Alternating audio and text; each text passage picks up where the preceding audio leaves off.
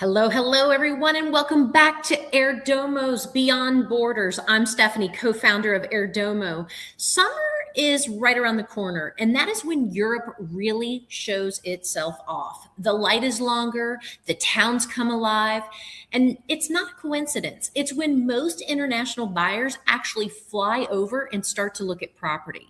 So we wanted to do an episode that's genuinely useful for that window of opportunity. And so today we're going to walk through what we think are the 5 strongest European markets to be looking at this summer. And those are Portugal, Italy, Greece, Spain, and Croatia. Each one is in a different place in its cycle. Each one attracts a different kind of buyer, and each one has something change in the last 12 months that you should know about before you book a flight. So, Charles, how about this? You want to set the table for this? Yeah, absolutely. This is such a great topic as we crack into summer and start to think about travel and think about lifestyle and exploration. And I think the 5 that we're hitting on today are very special. But the thing to know is that the game has changed a lot in the last few years. So it's the Europe of 2026 doesn't look really anything like, say, 2019 or pre-COVID in terms of things like golden visa, things like inventory, things like cost. Everything, all the rules have been rewritten significantly in those markets in the last few years. So you got to pay attention. You got to come in with a really alert sense of what's happening in those markets. And when we talk about those as a top 5, keep in mind, we're not just talking about them as being the most picturesque or the most exciting or the best tourist destinations. We're really looking at this through a financial lens and an investment lens as well. So that's an exciting way to kind of kick it off, I think. So, Stephanie, before we go in market by market, what should American and Canadian buyers looking at Europe with an eye towards investment, towards a purchase, what should they be thinking about as they start their process?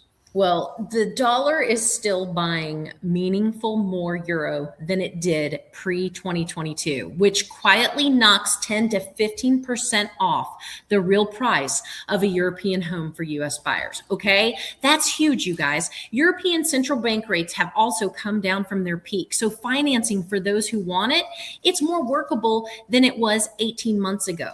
Several of the headline residency programs like Portugal, Spain, and Greece, they've also been restructured, and the rules are so far different from country to country now. Short-term rental regulations, they've tightened in some of these major cities, right? So that's shifting smart money. Buyers they're looking at secondary towns and lifestyle first locations.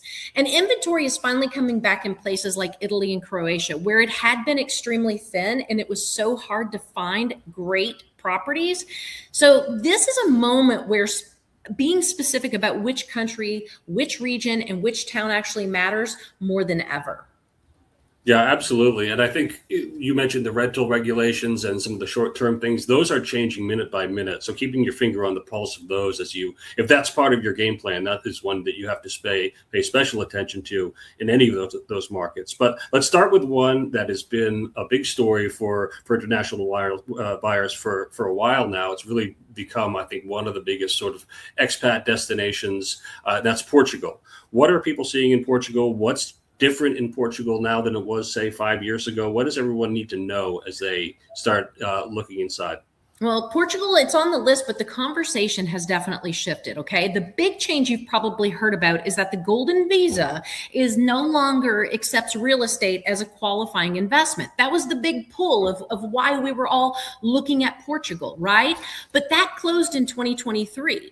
So that speculative wave, that pushing Lisbon and Porto prices up, everything became, astronomical. All of that's over with, okay?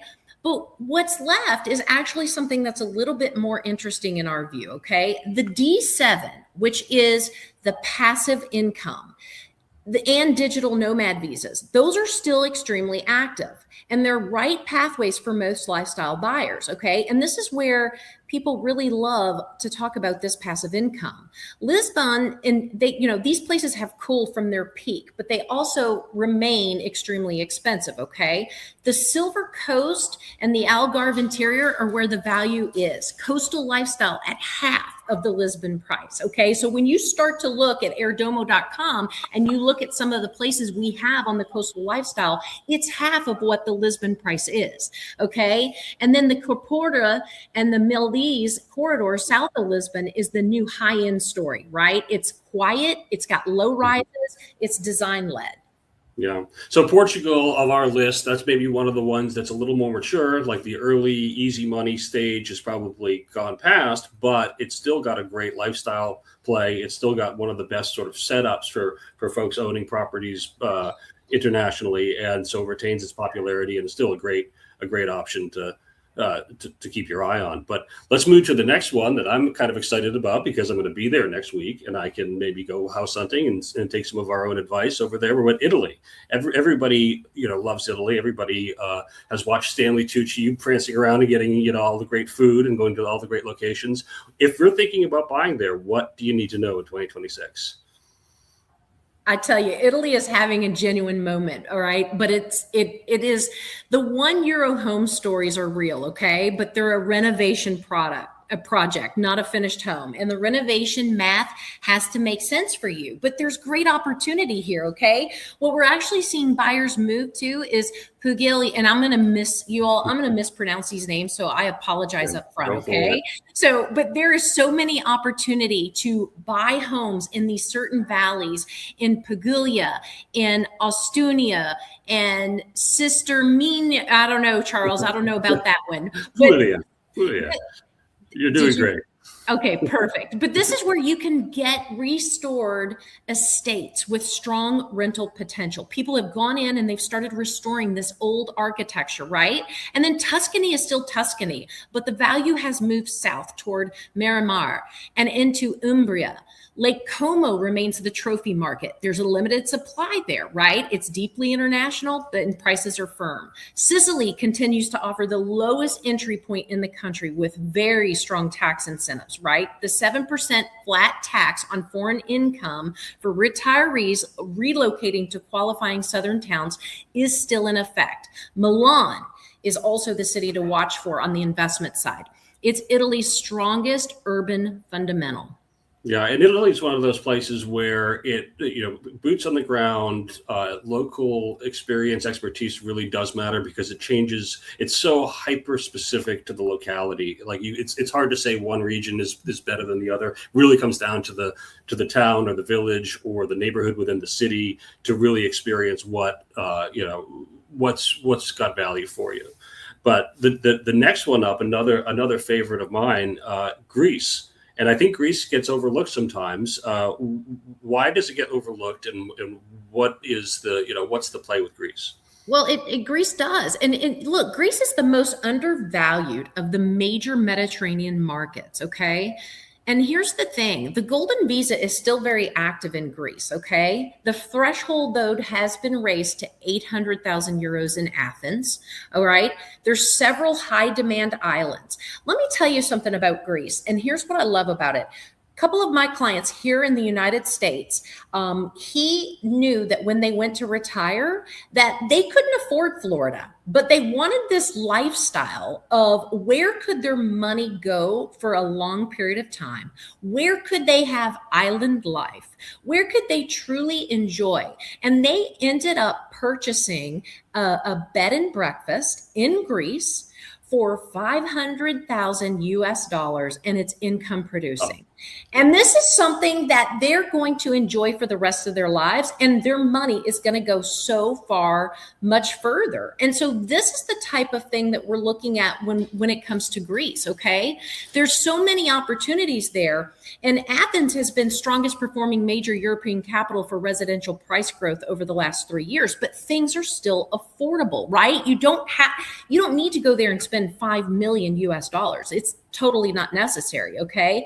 Costa Navarino on the coast has become the country's most credible branded residence story, right? That's where your golf, your wellness, your proper master planned infrastructure is going. So it's going to get a little bit more pricey. But the islands you should know beyond the obvious ones, Paros, Tinos, Sifnos, and on the other sides, these still have prices that you can afford and they are obtainable. And so for those of us that, Florida has just become out of reach, Greece is always an option. Yeah, and it's exciting because Greece is where the lifestyle is fully there. Everything you want in that type of a scenario, whether it's retirement or second home, it's all full value there, but the price hasn't caught up to it. So it's definitely one of the best values to keep an eye on, and that's unusual right now, right? Because everything else goes up and up and up, and Greece has stayed in sort of an affordable zone that makes it a special place to check out. But then let's look now at Spain, which has seen some major changes in the golden visa and what you can do there. So That's right. What's the impact there? What's the draw, and what does the change in the golden visa mean for everybody? Well, so they ended that in April of 25. Okay. But look, the door, it's not closed there. Okay. Here's the thing. Okay. Buyers we work with in Spain, they were never primarily there for the visa. They were there for lifestyle, and they were there to go a couple of months and then utilize the space for, income producing, right? So the non-lucrative visa is still very much available if you do want to go and stay there, right? It's the right route for the retirees that want to go and make Spain their residence, okay? And for the passive income buyers. The digital nomad visa that launched in 2023, and that's an excellent for remote professionals. So if you've got a job where you can work anywhere in the world, Spain is an opportunity, right? And, Mallorca and Ibiza remain the two strongest island markets in the Mediterranean by every fundamental, and that's by supply, demand, and brand, okay? Costa del Sol, particularly Marbella, continues to attract serious capital with new branded residences coming online with major hospitality groups. That has become something that all major branded residence players want to have. And then Madrid is the surprise on the urban side. It's outperforming Barcelona on almost every metric that you look at. And it's much friendlier on a short-term rental regime as well. Yeah, we've seen a lot of news coming out of Barcelona about that, something making Madrid maybe a more attractive option. So Spain, the visa situation changed, but the property, the lifestyle, that didn't change, and in fact, it's probably stronger than ever, and it's a great look for that reason. Last one. I think it's the last one, is a really, really special one. I can't tell you how many people I've had come back to me in the last few years from the Dalmatian coast or from that northern section there, with just complete stars in their eyes and in total love with Croatia. It's the newest one on the radar for some folks, but really it's been the kind of quiet, unsung one for a lot of folks for a while now. What's the buzz around it, and what's the move if you're interested in it? It is definitely the most interesting under the radar story in Europe right now. And, Croatia joined the Eurozone in 2023, and meaning no currency conversion and no border friction. Okay. Foreign buyers from the US, the UK, and most Western countries can now buy property directly without company structure that was previously common. So before, you had to set up a company in order to become a property owner. So that was a little bit difficult, right? Sure. The Dalmatian coast. The island south of there is the headline destination, and the pricing though is finally moving up, okay, because it is becoming popular. But some of the most beautiful pictures, Charles, out in the magazines of the beach scenes, Croatia is actually those. They might be giving credit to somewhere in the Caribbean, but it's actually Croatia that they're photographing. It's and all the A-listers out there. It's definitely a hotspot for a reason. Yeah, and it's closer to Italy in food and feel. So people love to go there and actually have the culture with prices that are roughly half of Tuscany for comparable stonehouse properties, okay? And, again, it's affordable, it's increasingly polished, and it's got a strong tech sector. So a lot of remote workers happening there in the tech space. Yeah, so maybe Croatia is, what Portugal was 10, 15 years ago. It's in that opportunity space that earns it a really close look for folks that are looking for that type of lifestyle in Europe. So the infrastructure and ownership story has just caught up with the lifestyle in Croatia. That's a great window to be getting being first on the ground over there.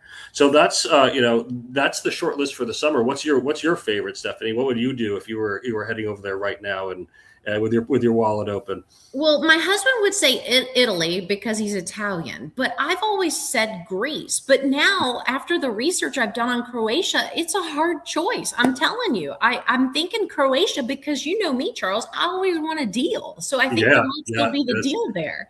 Well, and you kind of make you reflect on a good point, which is really to understand what's right for you. You got to you got to make the trip. You got to do it not in high season, not during a big event. Don't follow the crowds, don't do the tourist stuff, but just get to be a quiet local for a week in the shoulder season.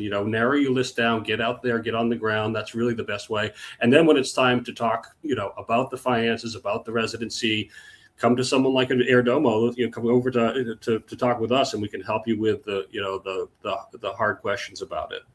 Yeah. And at Airdomo, Charles, we have active listings in each and every one of these 5 countries that we've covered today. So definitely get on our site, book a meeting with a global concierge team. We can walk you through the lifestyle, the legal pathway, and what's right for you all in one conversation. So you can get on there, browse European portfolios directly.